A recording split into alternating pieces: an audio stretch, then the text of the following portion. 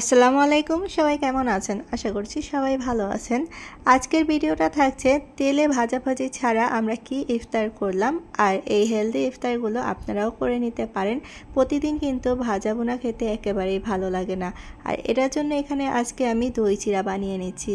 একটি গ্লাসে নিয়ে নিয়েছি আমি এখানে মিষ্টি দই।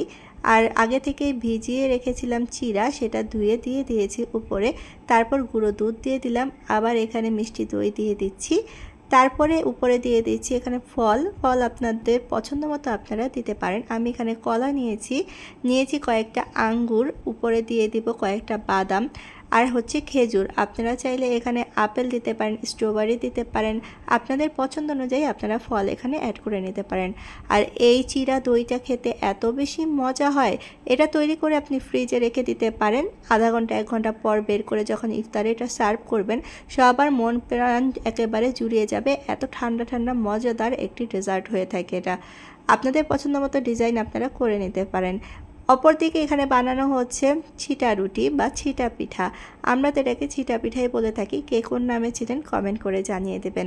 আর আজকের ইফতারটা আমাদের হতে যাচ্ছে এই ছিটা পিঠা আর হচ্ছে মুরগির তরকারি। দেখতেই পাচ্ছেন ছিটা পিঠাগুলো কত সুন্দর সুন্দর নরম নরম হয়েছে, তাই না? দেখতে দেখতে কিন্তু তৈরি হয়ে যায়, বেশি সময়ও লাগে না। 2 থেকে 3 মিনিটের মধ্যে কিন্তু ছিটা পিঠা তৈরি হয়ে যায়। তো এগুলো কিন্তু রেডি হয়ে গিয়েছে, এখন ঠান্ডা হয়ে যাবে। এটার জন্য এগুলোকে একদম হটপটে রেখে দিচ্ছি, যাতে পিঠাগুলো শক্ত না হয়ে যায়, ঠান্ডা না হয়ে যায়। ইফতারের সময় সবাইকে গরম গরম সার্ভ করা যায়।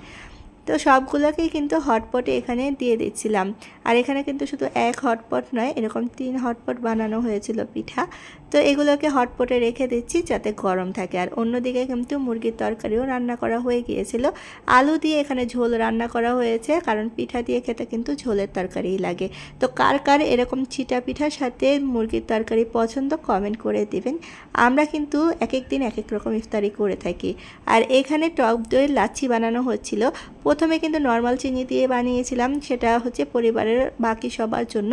আর এখানে কিন্তু 0 ক্যালোরি দিয়ে বানানো হচ্ছিল আমার বাবার জন্য, কারণ আমার বাবার ডায়াবেটিস আছে। আর পাশাপাশি আমার মাও চিনি খায় না, সেও এটাই খায়। তো এটা দিয়ে আজকের টক দইয়ের লাচ্ছিটা বানানোটা শেয়ার করছি, আমাদেরটাও চিনি দিয়ে শেয়ার করব।